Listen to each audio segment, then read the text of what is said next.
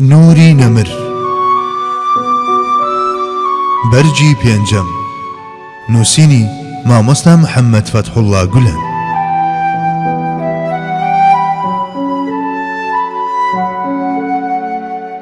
حەوت یەکە سەربازیەکان.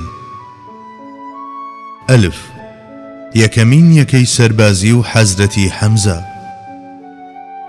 هەر ئەوەندەی پێغەمبەر صلی الله عليه وسلم گەیشتە مەدینە دەست بەجێ هەستا بە پێکێنانی یەکەیەکی سەربازی کە لە 100 کەس پێکاتبوو. حەزرەتی حەمزە سەرکردایەتی دەکرد. تۆڕە هەواڵگەریەکەی خۆشەویستمان بە ئەندازەیەک چڕ و فراوان بوو. لە کاتی خۆیدا لە ورد و درشتی پێشاتەکان ئاگادار دەبووەوە. لەو ڕۆژانەدا کاروانێکی بازرگانی قوڕەیش بە نزیک مەدینەدا و بە بەرچاوی موسڵمانانەوە گوزەری دەکرد. کاروانەکە بریتی بوو لە ماڵ و سامانی زەوتکراوی مهاجیران. لە ڕاستیدا ئەمە وەک مەیدانگیریە گوا بوو بۆ موسڵمانان. حەزرەتی حەمزەش بەخۆی و یەکەکەیەوە بە چەشنێکی تەواو جیاواز بەرەو ڕوویان ڕۆیشتن. کەس زیانی پێنەگەیشت، بەڵام بە چەشنێک زەندەقیان چوو بێ ئەوەی ئاوەڕ بدەنەوە خۆیان کۆ کردەوە و هەڵهاتن. خەڵک تەماشای ئەم دیمەنەیان دەکرد و لە دڵی خۆیاندا بەم جۆرە بیریان دەکردەوە کەوا بێت لەمە دووە سەرانی مەککە ئەو ڕاستی قبول دەکەن کە جگە لەوان هێزی تریش هاتووەتە مەیدان. وێناکردنی ئەو بارە دەرونیەش کە ڕووداوەکە لە ناخی خەڵکیدا بەجێی هێشت لای هەمووان ئاشکرایە. مەکەیەکان لە زۆربەی ئەو جم و جۆڵە سەربازیانەدا چارەیان لە هەڵهاتندا دەبینیەوە. سەرنجام دانیشتوانی ناوچەکانی دەوروبەریش سەنجی موسڵمانانیان لە هاوچێشەی هێزدا بۆ دەردەکەوت و بە چاوێکی جیاوازترەوە لێیان دەڕوانین. بەڵێ، حەزرەتی محەممەد مستەفا درودی خوای لێبێ وەک سەرکردەیەکی سەربازی ناوازە دوژمنانی ڕاودەناو بەو واتە و ڕۆحیەتە هەموانی دەخستە ژێر کاریگەری ئەفسوناویەکەی خۆیەوە. ڕۆژ دوای ڕۆژیش دڵەکان نەرم دەبوون بۆ ئیسلام و تیرە و هۆزەکان پۆل پۆل دەهاتنە ناو ئاینی تازەوە. ئاسایش گەڕایەوە بۆ ڕێگەوبانەکان و ئیسلام هێز و برەوی خۆی دەرخست. کاتێکیش ئیسلام بووە نوێنەری حەق، ئەو مەچەک و بازوەی نمایش کرد کە پاراستنی حەق داخوازی بوو. ئیتر مرۆڤەکان بە جۆرێکی جیاواز لە جاران بیریان دەکردەوە. دووەمین یەکەی سەربازی. پاشماوەیەک یەکەی دووەمی ڕێخست. لەو هەڵمەتەشدا هیچ پێکدادانێک ڕووی نەدا، چونکە مەبەست ئەوە بوو هێزێک بنێردرێت بۆ شوێنێکی دیاریکراو تا ئەوانەی بەلۆژیکی هێز دەدوان تێبگەن کە هاوچێشەکان گۆڕانکاریان بەسەردا هاتووە و مەرج نییە هێزی ئەوان لە هەموو شوێنێکدا قسەی کۆتایی بکات. واتە هێزێک کەمەل نانێت بەرەو زۆرداری و داپڵۆسین، بەڵکو هەمیشە لە پاڵ مافپارێزی و دادگەریدایە تا ئەو ئاستەی ئەگەر ئەو خاوەن هێزانە پێویستیان بە کەمێک شیر ببوایە داوای مۆڵەتیان لە خاوەنەکەی دەکرد و لە بەرامبەریشدا پارەیان دەدایە. ئەم هەڵسوکەوتەی موسڵمانان شتێکی تازە و نامۆ بوو بۆ دەشتەچیەکانی بیابان. کاتێک ئەو دیمەنانەیان دەبینی سەراسیمە دەپرۆسکان و دەیانوت تۆ بڵیت ئەمانە ئەو فریشتانە بن کە ئیبراهیم پێغەمبەر سەلامی خوای لەسەر بێ هەواڵی دابەزینی دابوون لە ئاسمانەوە؟ ئای ئەوە چ گومان و بیرکردنەوەیەکی شیرین بوو. جیم یەکەی سەربازی عوبەیدەی کوڕی حاریث. عوبەیدە کوڕی حاریثی مامی پێغەمبەر و نەوەی عەبدولموتەڵیب بوو. کاتێک لە بەدردا لە نێو خەڵتانی خوێندا بە قاچی بڕاوەوە هێنایانە خزمەت پێغەمبەری ئازیزمان درودی خوای لەسەر بێت بەدەم گیانەڵاوە پرسی ئەی پێغەمبەری خوا، ئایا من شەهیدم؟ ئەویش فەرمووی بەڵێ. ئەو یەکەیەی عوبەیدەی کوڕی حاریث سەرکردەی بوو تا ناوەڕاستی دۆڵی ڕابخ پێشڕەوی کرد. پاشەوەی ترسی خستە دڵی دوژمنەوە گەڕایەوە. دیارە ئەوەیش شتێکی لە ناکاوی پێوانەیی و چاوەڕوان نەکراو بوو بۆ هەر یەکە لە قوڕەیش و سیخوڕ و سەرقافڵەی کاروانەکانی. قوڕەیش بۆ ماوەیەکی دوور و درێژ لە پەشۆکاوی ئەم هەڵمەتە ڕزگاری نەبوو. داد خۆی فەرماندە بوو یەکە تایبەتەکان یەک لە دوای یەک هەڵمەتیان دەبرد. پاش ماوەیەک پێغەمبەری خوا صلی الله علیه وسلم بە سەرکردایەتی خۆی یەکەیەکی 200 کەسی بە مەبەستی چاوترساندنی کاروانێکی قوڕەیش کە بەرەو شام دەڕۆیشت خستە جوڵا. زۆر بە وردی نەخشە و پلانی بۆ هەموو شتێک داڕشت و سەرجەم ڕێگاکانی خستە ژێر چاودێریەوە. بە جۆرێک ئەگەر ڕێگەی بە تێپەڕبوونی کاروانەکە نەدایە هەرگیز نەیان دەتوانی تێبپەڕن. جەیباسە ئەم هەنگاوە هەڕەشەیەکی هێندە کاریگەر بوو قوڕەیشی بەجارێک هەراسان کرد بێ هیچ پێکدادانێکیش پێغەمبەر صلی الله علیه وسلم و یارانی گەڕانەوە. دواتر یەکەیەکی تری بەهێزێکی بچووکترەوە بۆ هەمان ئامانج ڕێخست و گەیشتنە بوات. لەوێ دوژمنانی خوایان ترساند و گەڕانەوە. بە هەمان شێوە ڕوبەڕووی نەیارانی عوشەیرەش بوونەوە. هەموو ئەو جم و جۆڵانە بە ئاگاهێنانەوەی هۆز و دەستڕۆیشتوەکانی ناوچەکە بوو سەبارەت بەو ڕاستیەی کە هێزی موسڵمانان زامنی پاراستنی ئارامی و ئاسایشی بیابانە لە بەرامبەر جەردە و تاڵان خوازاندا. یەکەی سەربازی عەبدوڵڵای کوڕی جەحش. دوایین یەکەی سەربازی کە پێچی هێنا بە سەرکردایەتی عەبدوڵڵای کوڕی جەحش بوو کە پورزای خۆی بوو.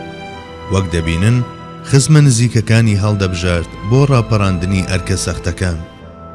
خزمایەتی بیر و باوەڕی بە خزمایەتی خوێنەوە گرێدەدا و توند و تۆڵتری دەکرد، چونکە تا ئەو کاتە ڕوبەڕووبوونەوەیەکی ڕاستەقینە لە نێوان سەربازگەی کوفر و ئیماندا ڕووی نەدابوو. جەنگان لەگەڵ خزم و کوشتاریان شتێک بوو، بیابان و یاساکانی بیابانی سەرەوژێر دەکرد. لەم ڕووەوە جەنگی بەدر گرینجێکی تایبەتی هەبوو. ڕێگەی بەدریش بەم یەکە سەربازیانەدا تێدەپەڕی.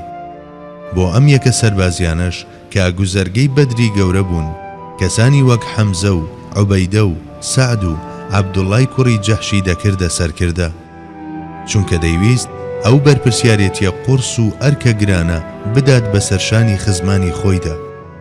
ئەمەش خۆی لە خۆیدا پێچەوانەی لۆژیکی بیابان و باوی خێڵەکی بوو.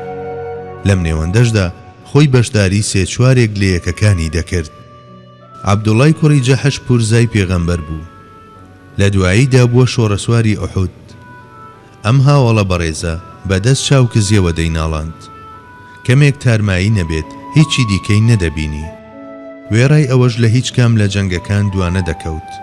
لە بەدریشدا دلێرانە بەرگری کرد. ڕۆژی ئوحودیش کە بینی موسڵمانان تووشی شکست هاتوون، خۆی پێنەگیرا و مەردانە بەرەو ڕووی مەرگ شاڵاوی برد. سعدی کوڕی ئەبی وەقاز دەجێڕێتەوە.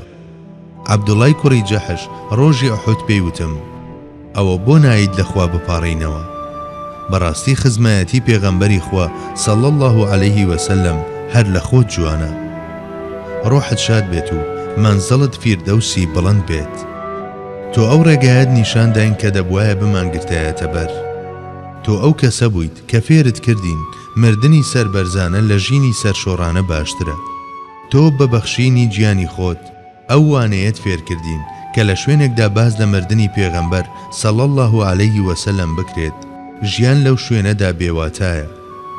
ڕۆحت شاد بێت. دەڵێت هەردووکمان کەنارمان گرت. سەرەتا سەعد دوعای کرد: خوایە ئەگەر بەیانی ڕوبەڕووی دوژمن بووینەوە، تووشم بکە بە تووشی کەسێکی زۆر ئازا و تند و تیژەوە، منیش دە پێناوی تۆدا بیکوژم و چەک و تفاقەکەی لێ بسێنم. عەبدوڵڵا ژووتی: ئامین. ئەوجا عەبدوڵڵا کەوتە پاڕانەوە. ئەو عەبدوڵڵایی جگە لە دوا ڕۆژ و پەروەردگار بیری لە هیچ شتێکی دی نەدەکردەوە. چاوی لە دەستکەوتی کەم بڕی بوو. ڕووی وەرچەرخاندە بوو بۆ دەستکەوتی زۆر لە خەڵقەوە بەرەو حەق و لا بەرەو وەحدەت ئاراستەی گۆڕی بوو. خوایە سبەینە کابرایەکی بە زەبری تند و تیژم بەنسیب بکەیت، لە ڕێی تۆدا لەگەڵیدا بجەنگم، پاشان ئەو بمکوژێت و لاشەکەم ببات و لوت و گوێم ببڕێت، چونکە بۆ من ئیدی ژیان هیچ واتایەکی نییە. چونکە گەر پێغەمبەری خوا شەهید بوو بێت، ئیدی ژیان لێرە شتێکی پوچ و بێنرخە. جاکە هاتمە حەزوری دیوانت تۆ لێم بپرسی: ئەی عەبدوڵڵا لە پێناوی چیدا لوت و گوێت بڕاوە؟ منیش بڵێم لە پێناوی تۆ و پێغەمبەرەکەتدا. وەک بڵێیت بیەوێت بڵێت: پەروەردگارە من شەرمم کرد لەوەی ئەندامە گوناهبارەکانی جەستەمت بۆ بهێنمەوە. بۆیە کاتێک لە ڕێی خۆشەویستەکەتدا دەجەنگام فڕێمدان و پاشان هاتمەلات. تۆش بفەرموویت ڕاستە دوت. سعد دەڵێت دوعاکەی عەبدوڵڵا لە دوعاکەی من چاکتر بوو. بە چاوی خۆم بینیم دەمە و ئێوارە لوت و گوێی بە دەرزێکەوە هەڵواسرا بوو. ئیتر ئەوەیە عەبدوڵڵای کوڕی جەحەش سەرکردەی یەکەی نەخلە کە سەروەرمان صلی الله عليه وسلم لەگەڵ 12 لە هاوڵانی ناردبوونی بۆ شوێنێک کە پێی دەوترا نەخلە و 500 کیلۆمەتر لە مەدینەوە دوور بوو. ئەو جێگەیە لە مەککەوە زۆر نزیک بوو. دەبوایە ئەو یەکەیە بڕۆیشتایە بۆ ئەوێ و پاش چاودێری و وردبینی هەواڵ و زانیاری ببردایەتەوە بۆ مەدینە. جا ئەگەر کەسێک چەند جارێک مەرجی لە بەرچاو نەگرتایە ئەستەم بوو بەکارێکی لەو جۆرە هەڵبستێت. بۆیە دەتوانین بڵین پێغەمبەری خوا صلی الله عليه وسلم لەو هەڵبژارنەدا جارێکی تر فەتانەتی بێوێنەی خۆی سەلماندەوە، چونکە کەسێکی وهەی دەستنیشان کرد لە ئاست بەرپرسیارەتی ئەرکەکەدا بێت. زۆر پێویست بوو ئەو کەسەی هەڵی دەبژارد یەکێک بووایە گاڵتەی بە ژیان بەهاتایە و مەرگ لە دەستی هەڵ بەهاتایە. عەبدوڵڵای کوڕی جەحشیش مەردی ئەو مەیدانە بوو. پێغەمبەر درودی خوای لەسەر بێ نامەیەکی دا بە عەبدوڵڵا. نامەکە ئەو فەرمانانەی تێدا بوو کە دەبوایە یەکەکە بەجێی بگەێنێت. داوای دێکرد نامەکە نەکاتەوە تا ئەو کاتەی دەگەنە شوێنی مەبەست. هاوکات ئامۆژگاری کرد زۆر لە کەس نەکات بۆ بەشداریکردن، بەڵکو تەنها ئەو کەسانە هەڵبژێرێت کە خۆبەخشن. ئەوە بوو هەر لە سەرەتاوە یەکێکیان پۆزشی هێنایەوە و پاش گەز بووەوە. بەڵام ئەوانی تر فەرمانیان بەجێ گەیاند و بەڕێکەوتن تا گەیشتنە نەخلە. بە گەیشتنیان نامەکەی پێغەمبەریان کردەوە و دەستیان کرد بە خوێندنەوەی. فەرمانەکانیان وەک خۆی جێبەجێ کرد، بەڵام لەو نێوەندەدا پێشاتێکی چاوەڕوان نەکرا و بەرۆشی گرتن. ئەوە بوو بێباوەڕێکیان کوشت و دەستیشیان گرت بە سەرسامانی ئەوانەدا کە هەڵهاتن. ئەمە ڕووداوێکی کتوپڕ بوو. ئاخر پێغەمبەر درودی خوای لەسەر بێت فەرمانی جەنگی پێ نەکردبوون. خەڵکی مەککەش ئەم ڕووداوەیان قۆستەوە و کردیان بە هەرا و وتیان محەممەد و هاوڵانی لە مانجی حرامدا شەڕیان حەڵال کردووە و خوێنیان ڕشتووە و ماڵ و سامانیان زەوت کردووە. دواتر چەند ئاەتێک سەبارەت بەم بابەتە دابەزین و ئەوەیان ڕوون کردەوە کە ئەو ئاشوبەی ئەوان هەڵیان گیرساندووە زۆر لەوە خراپترە کە لە مانگە حرامەکاندا خوێن بڕژێت.